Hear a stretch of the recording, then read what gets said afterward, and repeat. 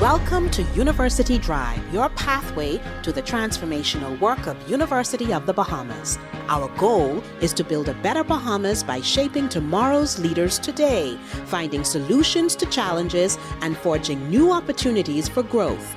University Drive, where faculty, staff, students, and alumni travel the road of progress together with you.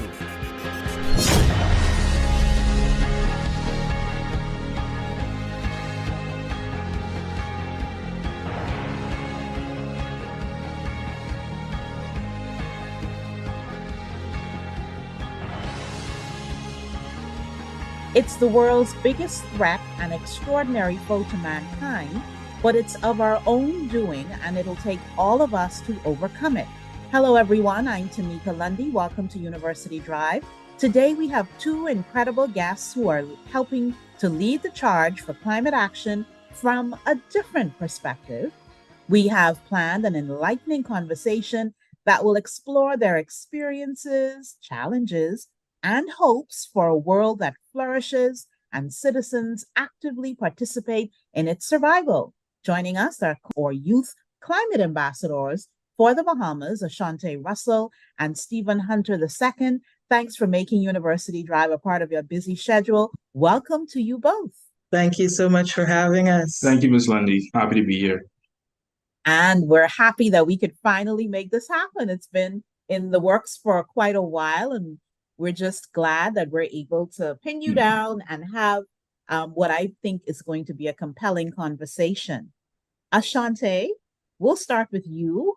Tell us about a little bit about your background and how is it that you came to be one of two current youth climate ambassadors for the Bahamas? And then we'll go next to Stephen. In terms of my background, I've been operating more so in the climate change space specifically for about 5 years now. Yeah, this year makes about 5. So essentially growing up, we being my siblings, we had a very intimate relationship with outside the environment and all the things that were attributed with it.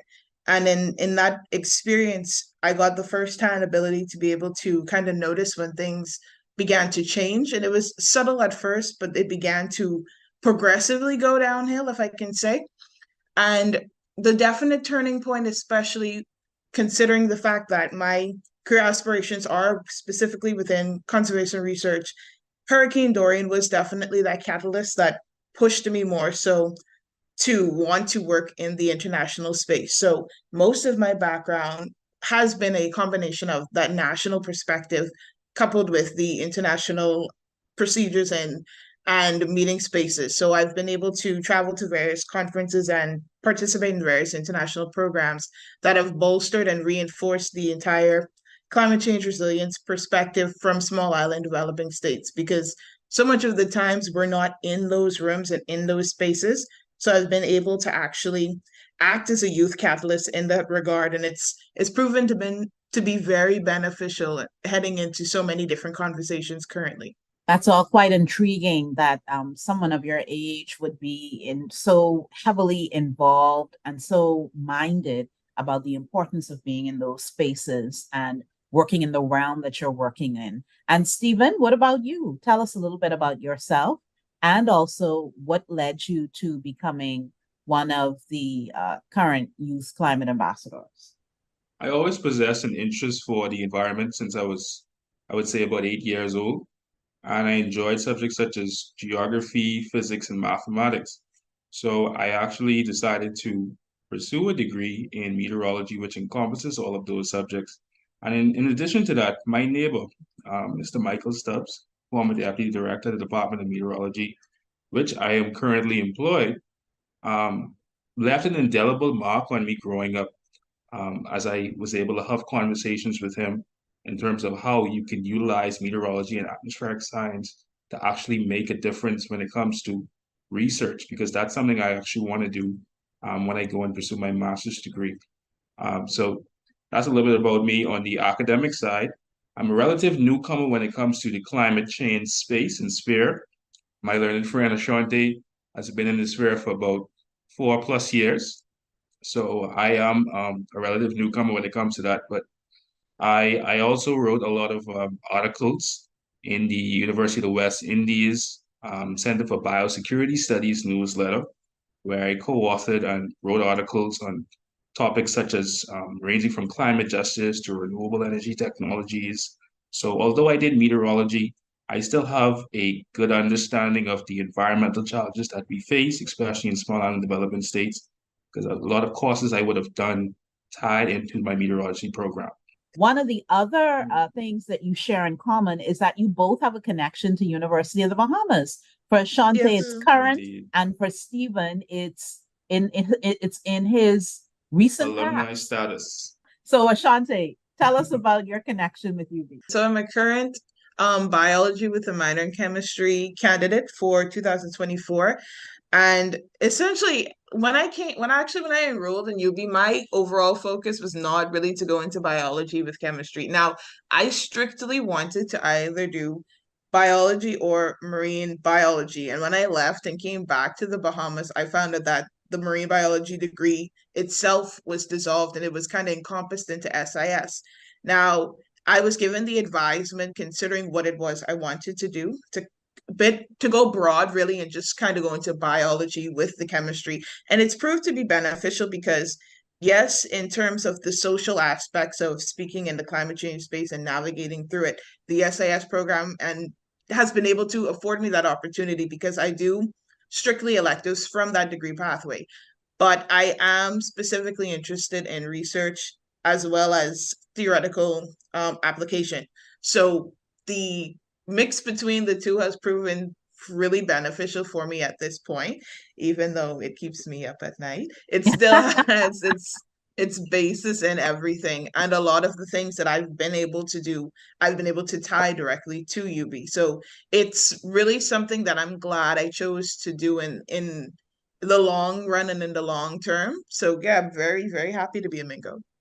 No, nothing like being up at night and having red eyes at 4UB on the way to greatness to get your adrenaline pumping. Yes, Stephen, you remember yes, that, right? Because you also spent some time as a student at UB. Oh, yes, and in the School of Mathematics, Physics, Mathematics, and Technology. So definitely. And what was your experience like at UB as a student? Yeah, so just to give some background to that, when you first graduate school, high school, your parents always tell you, go to UB, get your feet wet for a year or two. So that was actually the thinking behind me going to UB at first. And UB doesn't exactly have meteorology or atmospheric science currently, but they have physics with mathematics. So I ended up majoring in that particular subject matter for about 2.5 years. And then I transferred to the University of the West Indies. But during my time there, I could definitely say I forged a lot of lifelong relationships. Had a wonderful experience. It was my first college experience because when I went to UE, persons were kind of classifying me as a quote unquote fresher or freshman, as they say over here in the Caribbean. But I was like, this is not my first college experience. I have already went to UB and, I'm pretty seasoned when it comes to that. So I definitely had a great experience, and I recommend anyone who's thinking about college or university to first try a UB. If you don't stick it out, at least, give it a try. But, yeah. So I have a question for both of you. Climate change and the youth space, from the youth perspective through a youth lens, is there a difference?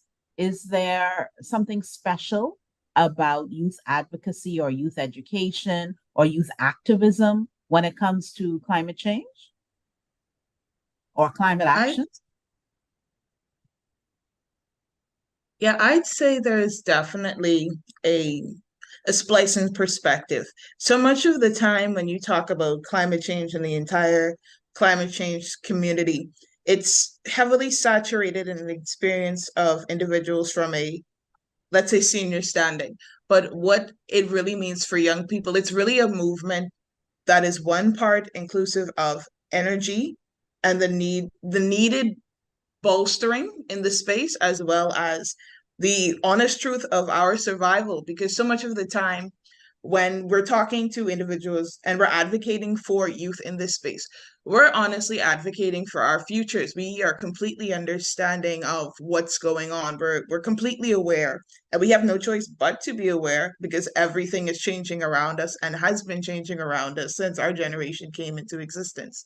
So we have no choice but to be more mindful. And even though in being mindful, sometimes the information is not disseminated as it should be, because there is still a very fine line in the sand that distinguishes our education and exposure to climate change resiliency and education and what it is that's been established for decades.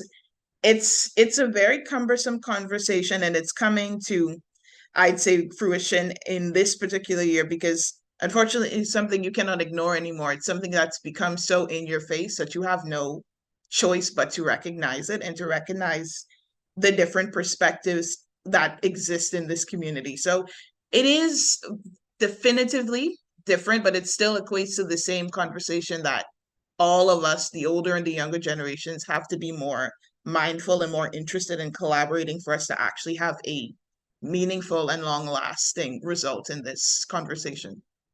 Yeah, and just to add to what Ashante would have said, to give some background, for those who are listening about this youth climate ambassadorship. This ambassadorship was really created out of the need to have more youth involvement in the climate change space. So specifically in 2021 at COP26, which took place in Glasgow, Scotland, um, there was a lot of youth representation in general, and it was the first COP to have that much youth representation. But when it came to the small island nations, like the Bahamas and the rest of the Caribbean, the youth involvement and presence was basically next to zero. So the Davis administration actually sought to change that by establishing this ambassadorship in 2022 with the first climate youth ambassadors, Maya Delaney and Bradley Watson.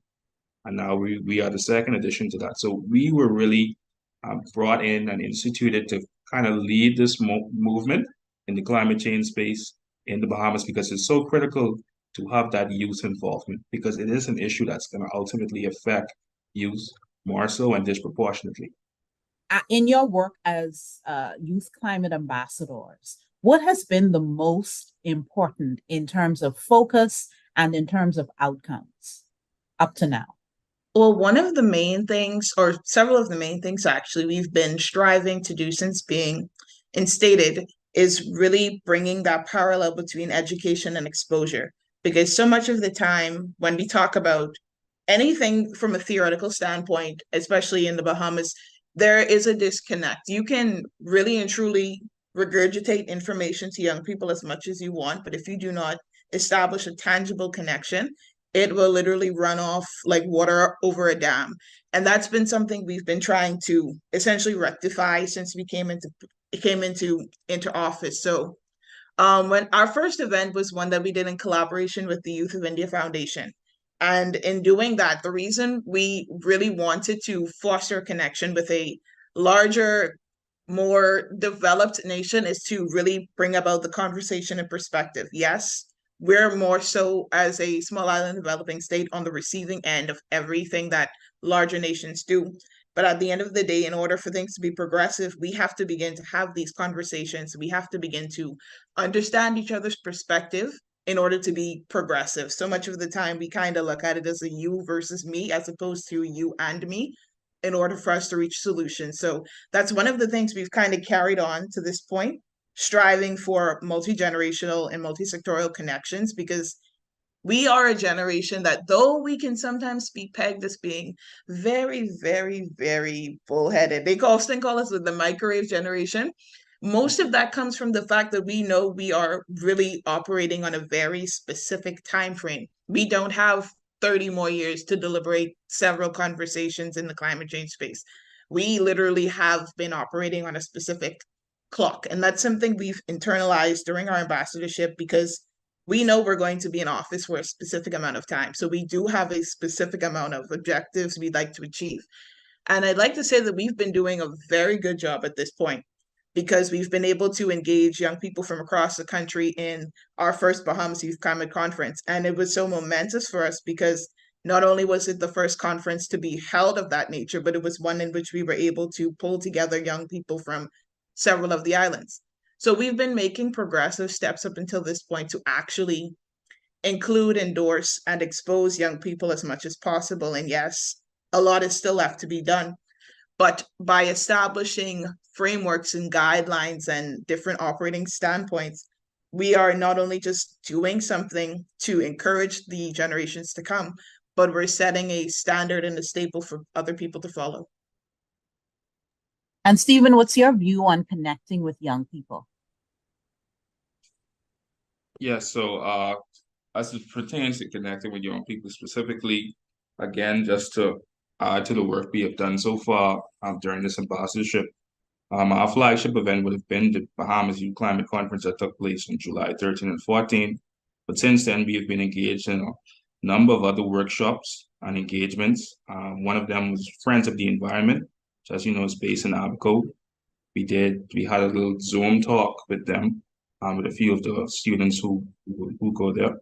And actually, early in the year before that, we had another engagement with a few of the public schools, namely S.C. McPherson. I think we had R.M. Bailey's, C.V. Bethel as well, right at the BAIC, Bahamas Agricultural Industrial Corporation, where we talked about the importance of sustainable agriculture, how we can actually tie in 3D printing, which is an emerging technology.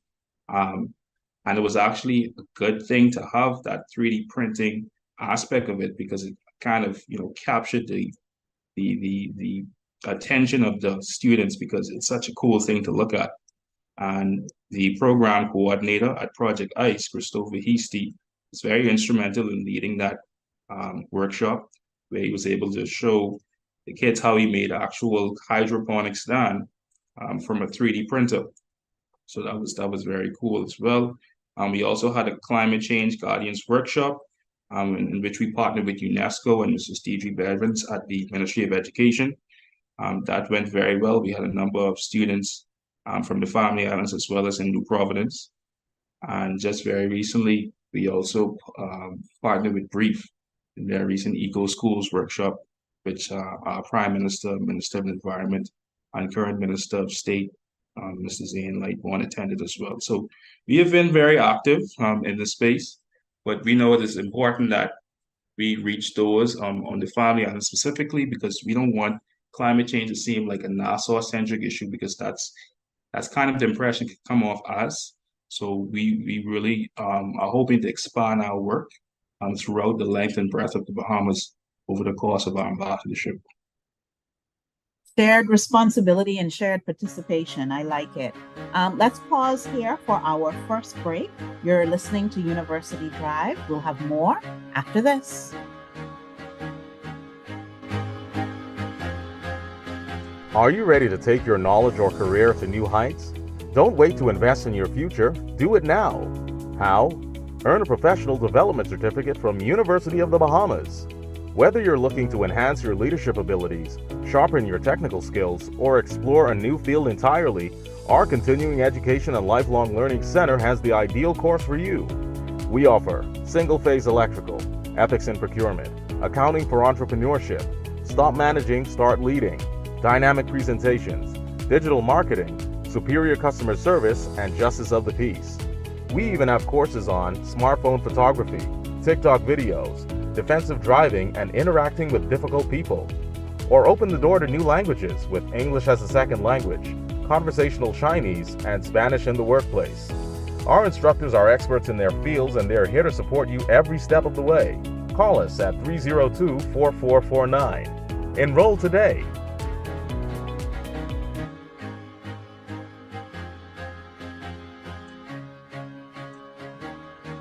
Welcome back to University Drive. We're talking with Ashante Russell and Stephen Hunter II, our Youth Climate Ambassadors for the Bahamas. I'd like to continue this conversation about the action that's needed to save our planet from the wrath of climate change. We're talking about it from the youth perspective. And Ashante and Stephen, you both have been very busy attempting to heighten the education, the awareness, the advocacy about this matter. In fact, You both are right now out of the country attending another very important conference in Barbados. Tell us about what you've been doing up to now over there in Barbados. Yeah, so we arrived late yesterday evening. It was a very interesting experience. But essentially the event that's going on is the Regional Conference of Youth for the Caribbean. So last year, July, we hosted the RCOI at UB, and it was a collaborative event in which young people from across the Bahamas and various other Caribbean countries all pulled together at the university. We had this conversation, especially heading into COP27, where the agenda topic was loss and damage. So we strive to build that necessary capacity and understanding as to, hey, we're going through this, we need this, but we need to understand the correlation between the two. So we had various workshops and various breakout sessions in order to build capacity and formulate that resounding one band, one voice. So now this year, we are currently in Barbados, where it's being hosted in collaboration with the Ashley Foundation, YME Bahamas. And essentially, we're kind of doing the same thing. So heading into COP28, I'd say the drawn out agenda topic will have a basis in loss and damage, because it took about 30 years for it to be founded, and loss and damage is essentially just the understanding and the application of accountability. It's individuals that are more so at the receiving end of the climate change crisis being afforded the opportunity to be reimbursed funds, assistance, support, whereas otherwise we would have had to take out countless loans and essentially rebuild quickly whenever disasters strike. So basically, the whole mechanism behind that is something that's going to continuously be a topic until it's successfully implemented, barring the challenges that are currently going on with it. So this conference is essentially going to be a testament similar to last year, in which we come together and we strive to build capacity where applicable and where possible, especially from a youth perspective. So heading into COP28, we'd again have that capacity necessary for the conversations and dialogues and information that'll be disseminated. Speaking of capacity, I found it very interesting, Stephen, when you were referring earlier in the show to the event that happened where you were exposing or expanding the discussion about using emerging technology and 3D printing as we attempt to have practices and habits that are more sustainable, right? So that we can protect and preserve our earth. What has been your experience with how our youth have warmed up to emerging technology or existing technology as a way to incorporate sustainability a little bit more and more consistently into how we live? Yeah, so as you know, we live in a digital age, and this is a digital generation. So if you wanna get across an issue so important as climate change, that's, like I said again, is going to disproportionately affect young people. It's important to utilize technologies and techniques that's going to grab their attention. So the 3D printing aspect of that particular workshop worked really well, and a few other technologies are on the horizon, but we want to make it applicable to our Bahamian context. We don't want to bring in things that, you know, that isn't practical and that can't work in this particular space. So, but it's been very receptive from the students, and especially from the younger persons. So at the primary school level, at the junior school level, they've been very receptive of that and the importance of sustainability, like you said. So I'm going to ask both of you something. If you had just 2 minutes to drive home why it is that youth involvement in this matter is so important in terms of the scourges that we're seeing now, what would you focus on? What would you say? How would you couch that message? For me, I'm a young person. How would you seek to inspire me or encourage me to not only think deeply about how my whole matter of climate change is impacting us on a real level, but what is my involvement and a responsibility in terms of helping to bring about positive action? Okay, so I'll take that question first. So if I had 2 minutes to drive that point home, so I know it's pretty cliche to say, but the young people are the future of planet Earth. And they're the ones who are going to be around to really deal with the devastating effects of climate change. And I don't want to just preach doom and gloom about this issue. There is a lot of hope that still exists in terms of this climate fight, but we have to come together as not only as a Bahamian youth demographic, but in our region. And that's part of the reason we're here for this conference, is to foster greater collaboration internationally and regionally. So when we do go to these international conferences and we are, placed on the front lines with those bigger countries who are, mostly responsible for the climate crisis, we are singing one tune and we're unified and we're one voice. So that would be my message. And in addition to that, there's no planet B. So you have to take care of what we have as young people. So that would be my message to them. To add to that, I definitely say that at the end of the day, what we have to understand, as Stephen would have mentioned, we are essentially the generation that will inherit this challenge. We're the first to actually in real time see how climate change can get exceedingly bad, and we will be the ones to see how much worse it can get. At the end of the day, especially here in the Bahamas, we always like to lean back on the fact that we are a Christian nation. And if you're going to use that as the basis for climate change, you have to continuously understand that, as Stephen mentioned, there is no second planet for us to go to. This is the one we were given. This is the one we were tasked with protecting. And we're not the only creatures on this planet. Our actions are going to continuously not just affect us, but every other species, both plant and animal, that share the space with us. At the end of the day, as young people, if we do not take into account how much it is we've been blessed with, especially in the Bahamas, and we don't forge that tangible appreciation for what we have, then essentially we do not deserve what it is we can maintain. If you do not take into account the blessings and the opportunities and the access that you currently have, you'll have no appreciation for what it is that can be lost. And I think that's one of the major issues. And it's really no fault of the younger generation. Let me preface by saying that, especially because if you don't know, you don't necessarily know how to do better. And that's something that we are continuously trying to foster, because if you cannot form a tangible basis of appreciation for what we're really losing, coral reefs, coastlines, beaches, when it's gone is when you're really going to feel it. So we're really not just fighting for our future, we're fighting for our culture and our brand, because worst case scenario, and I don't want to preach gloom and doom, I really don't, but worst case scenario, if it does not go the way we want it to go, we will have to be tasked with keeping our culture alive somewhere else. And that sense of statelessness is something that I do not want for our generation. And I most certainly do not want for the generations to come. So that appreciation, that accountability, and that understanding is something that we're fighting for. And shouldn't a part of that responsibility weigh heavily on parents, on guardians, on our leaders, on civil society, to ensure that the awareness about this, but not only the awareness, that the action remains high? Are we doing all that we should be doing as a nation, as a country, as families, as communities? Do you think? Well, there's always room for improvement, for sure.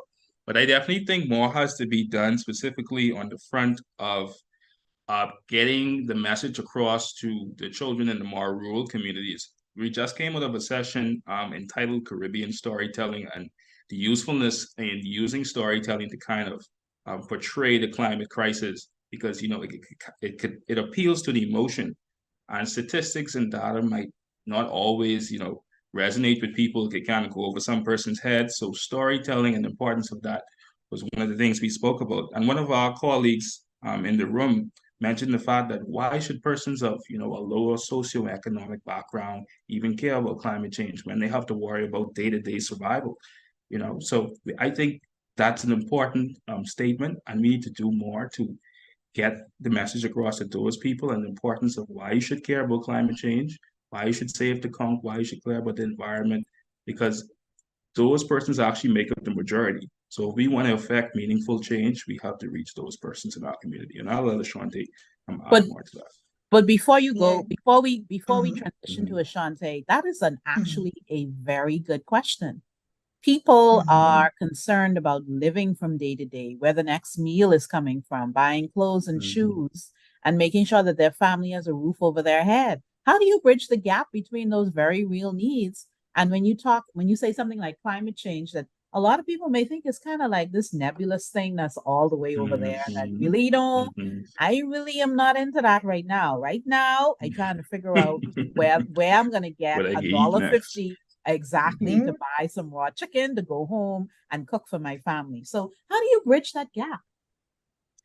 Yeah, that is where it's been so much of a challenge, especially for countries like ours, because unfortunately, because of our geographic disposition, there are so many factors to take into account. And yes, from a socioeconomic standpoint, especially the further you move away from Nassau, and even in the intercities and communities within Nassau, you cannot go and have conversations from a one-sided perspective, because you cannot tell somebody to appreciate their future if they're struggling to get through their present.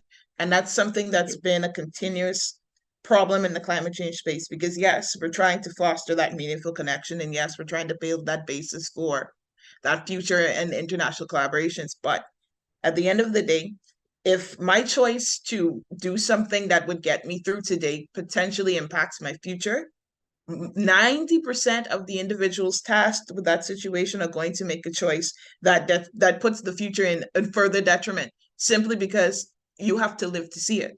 So it's really where policy and actual implementation are going to be really crucial, because the earnest is truly on our leaders and on our community activists and on the individuals that are tasked with authority and understanding to make meaningful change. Because, for example, let's talk about 3D printing. Yes, it's something that would be revolutionary, and yes, it's something that would truly have a greater understanding within our spaces. It's going to prove to be a basis for revitalizing sustainable agriculture, for the main purpose in which we've been talking about it. But for Sally Mae that hasn't eaten since Monday, you cannot go into her community and tell her how a 3D printer would really and truly help to build materials for them to plant if they have nothing to literally put into the ground. They have nothing to harvest. They haven't eaten since Monday. So it's really where that emotional intelligence actually comes into play, because you can educate and you can expose someone as much as you want, but if you're not taking into account their real-time present day problems, they're going to be resentful towards anything that you implement or try to implement for their future, because I have to keep my kids alive to see tomorrow. And if you're not going to assist, or you're not able to enact meaningful change for today, the common behemoth is going to have no care for what it is you do in the future. And I think that's been the resounding resentment that's been building in the climate change space, and why it's been giving such a Western world perspective. Because at the end of the day, if you don't make something digestible to a person in the sphere in which they're operating, it's going to serve no basis. Very briefly, it goes back to also developing a greater appreciation for our natural world and our environment. If we can institute that in kids at a very young age, then you could kind of fill that gap, because it becomes second nature for them to care about, not littering and preserving trees, and, not attacking animals that are actually very important to the sustainability of our ecosystems, etc. So I think, and that's something we should actually look forward to in our educational curriculum as we continue to incorporate more climate change materials. As as you mentioned, the whole aspect of protecting animals, it really does feed into so many sectors, because it does support and create so much basis for the tragedy of the commons. Because, and what that essentially is in the world of economics is, because a shared resource belongs to no one, it's essentially governed specifically by no one. And we see that so much of the time, especially every single time crawfish season opens. You'll see John, Joe, and James on the boat, literally bringing in hundreds of basically any lobster that they see walking about, carrying about its day, they will pull it back into the boat. And the conversation around it is, if I do not get mine, somebody else will get it.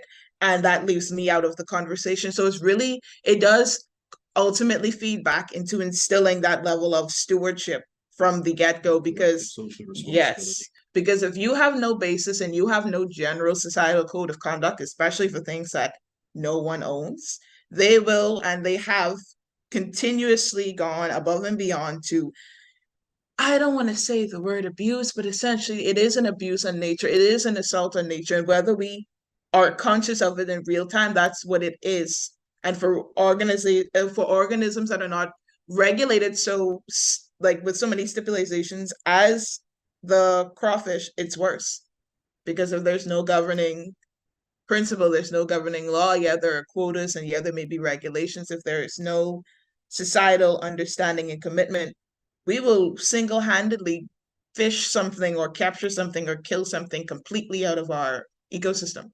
And that will lead to a complete food web collapse, worst case scenario. What the work that you and Stephen are doing and many others is hard work. It's grueling, but it's good work and it's necessary work. What have been the gains that you can identify? What are some of the things that we've been able to do in the Bahamas, a small island developing states, as blocks? What are some of the things that you can identify? I can definitely say, looking back, especially over the course of the implementation of this ambassadorship, there has definitely been more understanding and more interest and investment in young people. And when I say that, I mean it in the sense of it from that multi-generational perspective, because growing up, especially in the Bahamas, and you make known to your parents or your family members that you have an interest in going into environmental studies, you kind of get shot down pretty quickly. And that is, there is an understanding that they want you to be able to support yourself, whatever the case may be, but you're completely shooting down something that is essential, not just for our survival, but for the global space and communities. And what we've noticed, especially recently, this year particularly, there has been more investment in programs. There's been more investments in opportunities for young people to actually get into this space and not only have access to different educational programs and platforms, but various opportunities. They often say that yes, in obstacles and yes, in adversity, though as strenuous it may be, there is a light at the end of the tunnel, and obstacles often produce opportunities. And what we've definitely been able to like chime into as young people has been the opportunities of this ambassadorship for one, and then the creation of our youth delegation to COP. So as Stephen would have mentioned, coming out of COP26, really and truly, it was the COP that turned the tides for young people. And in the Bahamas, it really did catalyze so many different opportunities and access points, because one part of what happened literally came out of not being heard. It came out of being tokenized and being youth washed for so long, to the point where the young people consistently came together and they just said, you know what, enough is enough. Since they're not going to listen to us from this perspective, we're going to try another approach. It produced the desired result. So this opportunity and the opportunities that have been created under the Davis administration for young people to not only formulate at COP27 the first youth delegation for the Bahamas, and now it's going to be the second youth delegation to COP. It's created a more conversation amongst young people. It's created a more aware perspective, because yes, young people have noticed and have been noticing that something has been wrong, but we now have the words to actually attach to the situation. So I think that's one of the best things that have come out of the opportunities provided, that space to actually be heard. Stephen, do you want to add to that?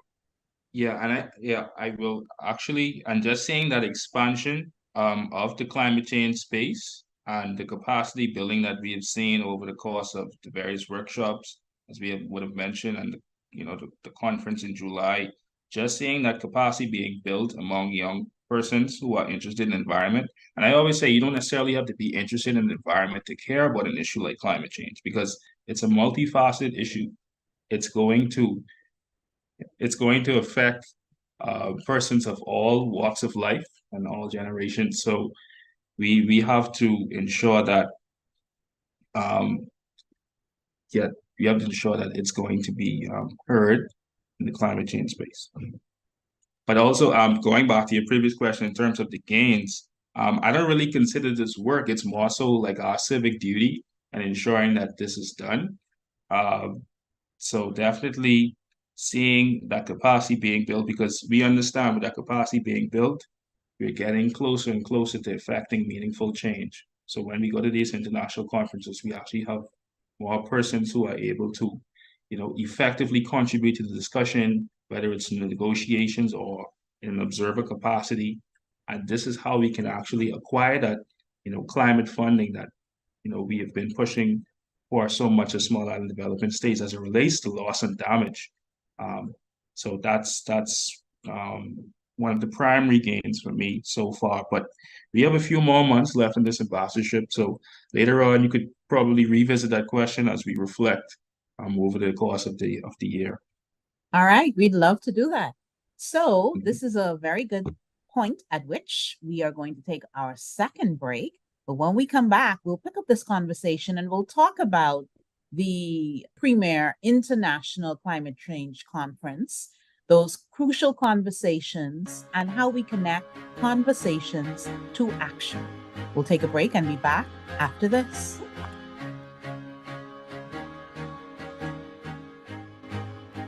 Chapter One Bookstore is proud to serve the students, faculty, and staff of the University of the Bahamas and the community at large.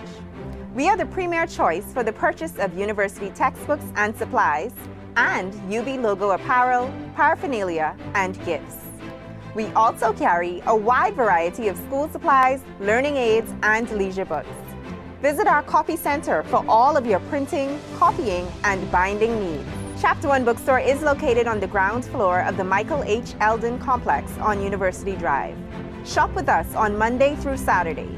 You can contact us at 397-2650 or email at chapter1@ub.edu.bs. Follow us on Facebook and Instagram at Chapter One Bookstore. Chapter One, the premier choice.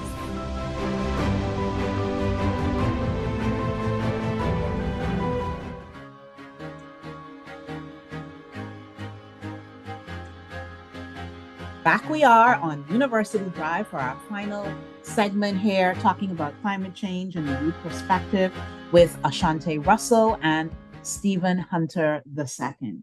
So you both are youth climate change ambassadors for the Bahamas, and there's a unit that you're attached to, the unit that is under the office of the Prime Minister. You've been involved in a whole lot of youth advocacy, education, raising awareness, participation at international and conferences, organizing and facilitating local talks and sessions. What's currently going on, and what are the next steps? So for us currently, we are in well, first, let me start by saying, yes, we are definitely attached to the Climate Change Environmental Advisory Unit of the Office of the Prime Minister. And we've been working continuously and closely with them to implement a given proposal that we submitted to them. So when we came into this ambassadorship, Stephen and I drafted essentially what it was we wanted to accomplish in terms of reference. And we were given and afforded the opportunity to have a supporting committee. So within the scope of this committee, we have about 7 islands represented, these being Grand Bahama, Eleuthera, Andros, Mayaguana, Inagua, Long Island. Now, yeah, we have a Central New Providence representative as well. Now, I will preface by saying these individuals have proven to be catalysts in everything that we've done, because in terms of everything that you've listed, we've done from logistics to planning and the implementation of the things that we proposed.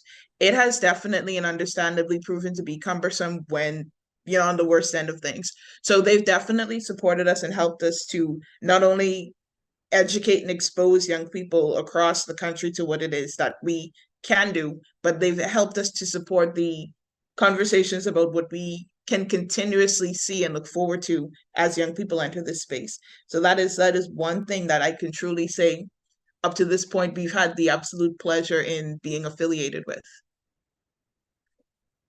But in terms of everything else that we are in the process of doing, so coming after we return back to New Providence this weekend, we're going to be going more so into that hunkered down mode, getting ready for COP. So COP being the Conference of the Parties, that is essentially the climate conference that is looked forward to every year. And it comes with its pros and its cons, because for some people, it's definitely an event by which we're really hoping for that catalyzed change to be enacted. And then for others, it's sometimes treated as I want to say overglorified party, but that is basically what it sometimes comes to. But what we're planning on doing as the youth delegation, which has definitely expanded from last year, we are planning on having various conversations within the Bahamas Pavilion. So this year we actually have a pavilion at COP, and what that essentially is our own speaking and meeting space. Last year we would have occupied various other pavilions, so this year we have the opportunity to have our own.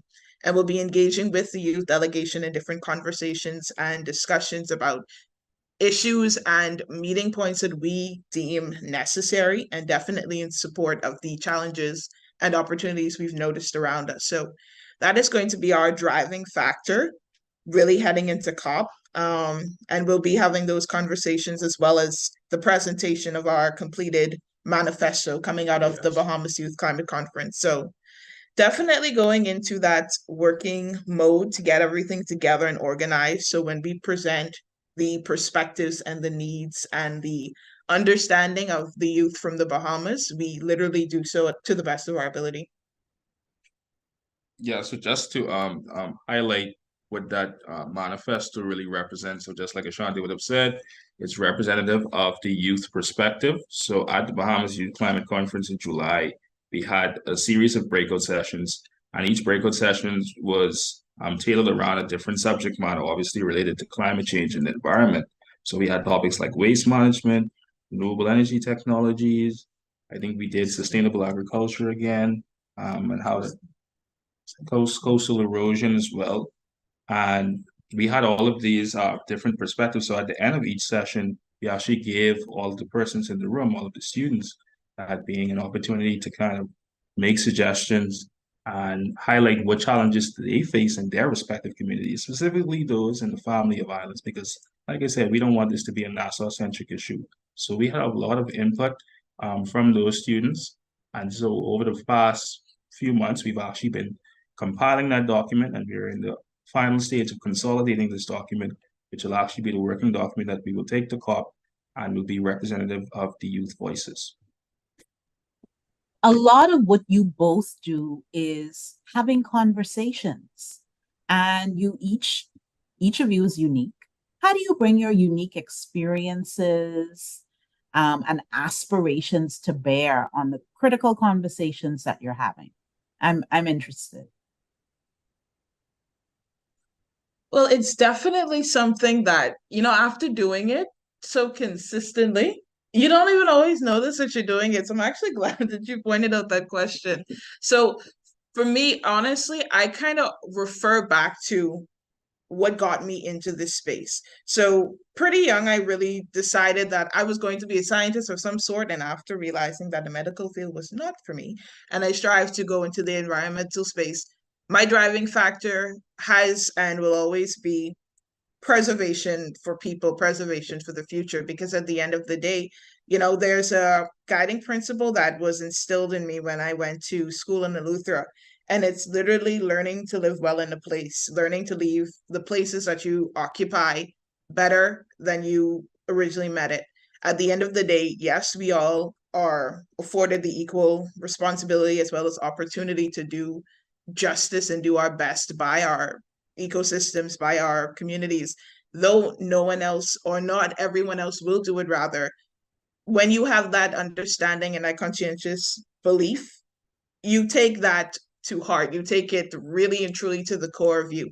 So that's been really the driving thing for me, understanding that, yes, sometimes not everyone will listen and appreciate what I say, but knowing that for some people in the room, it will be I'd say the straw that breaks the camel's back in terms of them coming off of that fence, coming to the space of understanding that though I am one person, my actions can really and truly equate to such greatness if I move from that, I'd say that fence line understanding as to what it is I'm responsible for as a person. Because yes, as an individual, you cannot fix all of the issues in the world alone.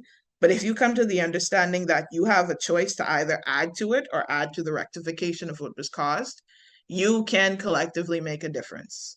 So that's been it, as well as, the comic Bahamian flair that always gets the room jumping. Yeah, they're always really happy when you're able to, especially I think being in the heat of it so much, especially coming out of Dorian when we go to different spaces and we talk, and they're like, you're always so jovial when talking about something that's literally threatening your lives. And I always tell them, you can take it from this particular perspective. Yes, it's bad, but it can get a whole lot worse. And if I don't come to the understanding that, again, there are so many opportunities that exist in tragedy and adversity, you can't afford to kind of stay home and be sad about it, or the ocean will literally come and claim you. I rather fight for a better tomorrow than kind of sit down and wait for it to get worse.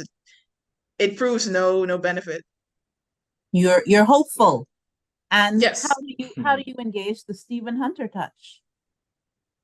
Yes, so speaking to that uniqueness, first of all, you don't normally see a lot of male figures in this climate environmental space. So I think that was an important aspect of, having me as one of the climate youth ambassadors, allowing young persons, specifically young men, see that you can actually be in this climate space too, because there is a kind of like a negative connotation surrounding that, hey, to care about the environment is feminine and it's, for girls and all of that.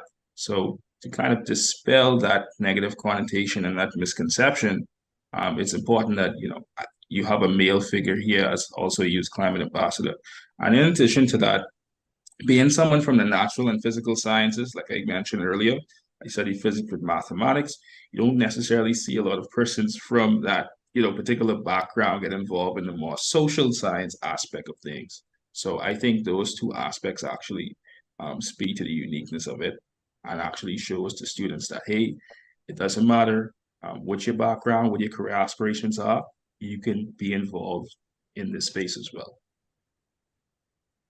So, over the last few years, especially, there's been a concerted effort by small island developing states and their leaders to have their voices elevated in the spaces and places that matter, so that the world can understand that small island developing states are feeling the effects of climate change in the worst ways, in the very worst ways. Elevating the youth voice has been a part of that.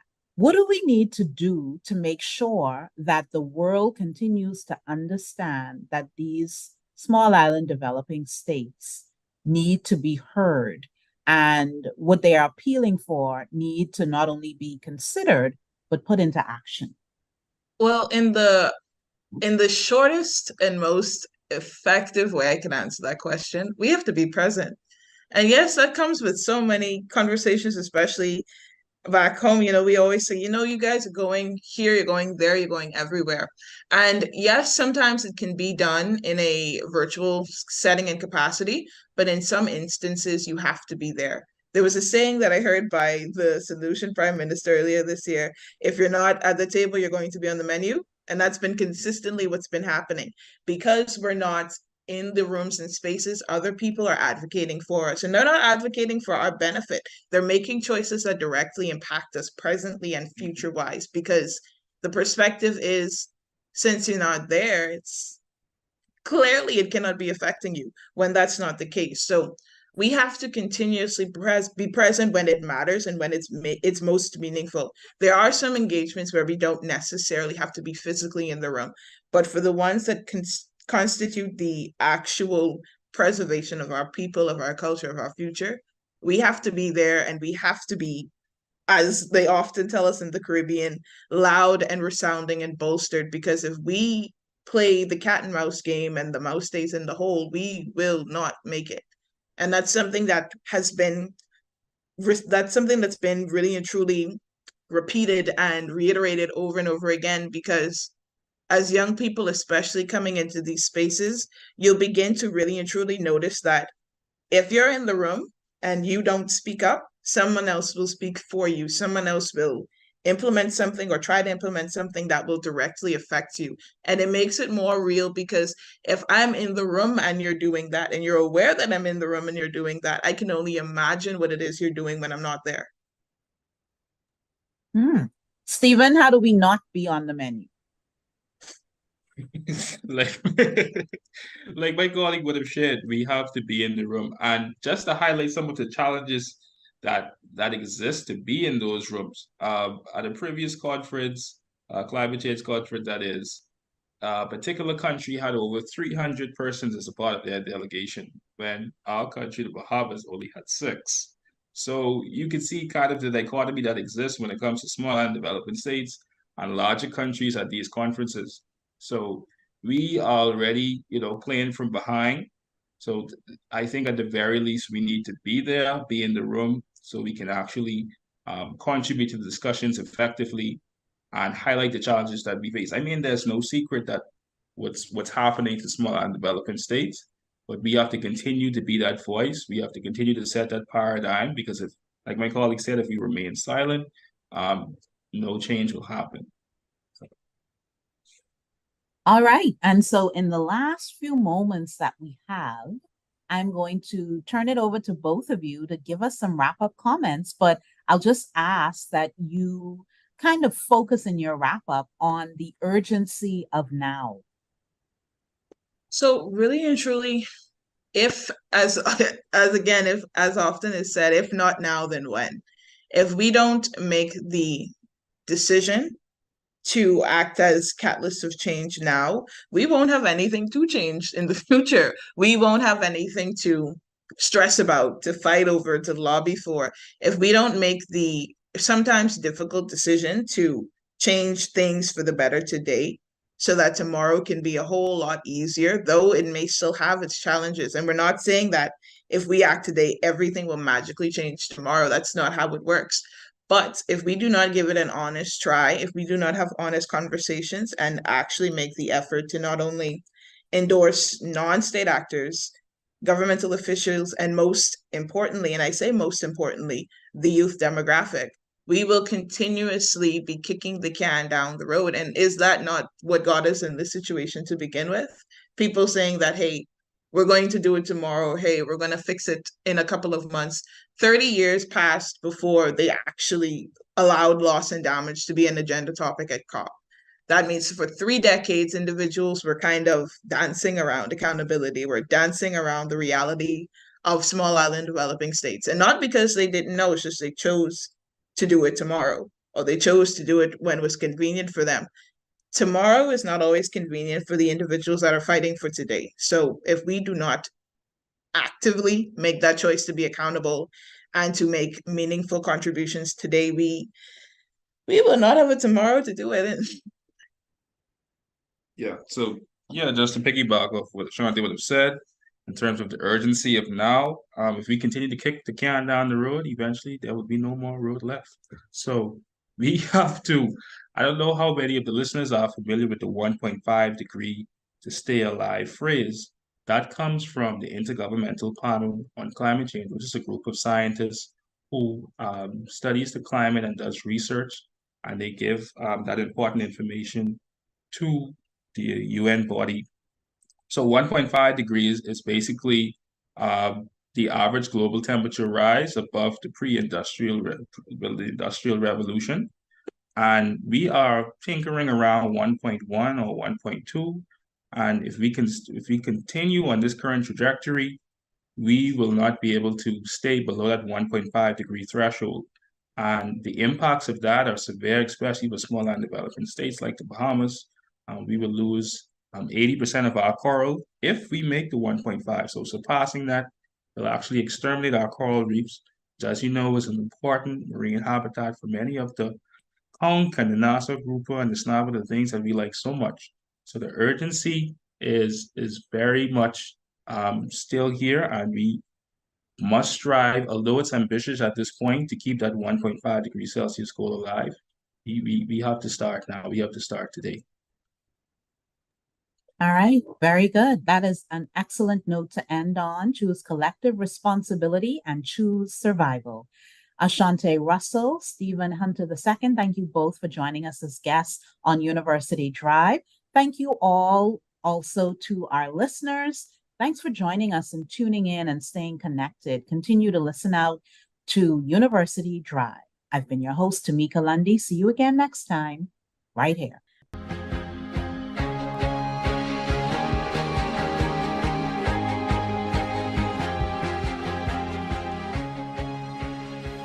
University Drive is a production of the Office of University Relations at University of the Bahamas. All rights reserved.